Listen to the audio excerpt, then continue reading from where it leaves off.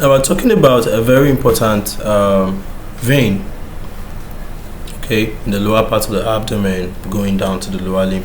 So this is the external iliac vein. So we're talking about the clinical importance of this vein. So we have it here, external iliac vein. So this is the external iliac vein, and you're trying to talk about the importance. Importance is more of like, why do we study this vein in the first place? So study this vein because it could be affected by deep vein thrombosis.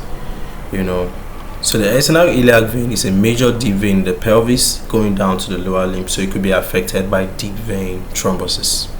Okay. So it extends proximally into the common iliac vein and the inferior vena cava. So there's an increased risk of pulmonary embolism. Like if there's clotting of blood, the clots could actually break up, go to the lungs, and block the lungs. So clinically, swelling, pain, and venous congestion in the leg, okay, is actually one of the signs that I see in this.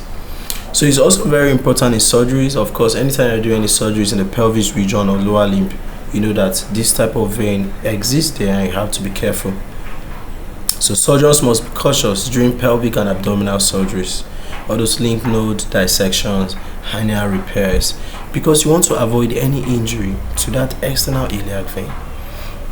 So it's often exposed in vascular surgeries for those bypass and all of that. So, and you should know that when you injure it, your surgery time will be prolonged because there's so much bleeding. So if your surgery there, you want to avoid it because you don't want your surgery time to be prolonged. Okay, so catheterization. I can also put a catheter through this vein. Okay, if I want to give drugs, if I want to do any minimal surgeries, I can always access the external iliac vein. I put it around the upper thigh, then push it in. So it's a potential route for central venous catheterization, especially when femoral access is needed. So it provides a pathway for those dialysis catheter, temporary venous access, a lot of things. Then it could also be compressed because it's a superficial vein.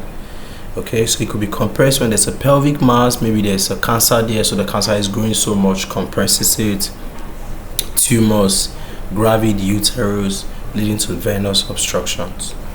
So it can also be affected by the May-Turner syndrome, where there's compression of the left common iliac vein by the right iliac artery.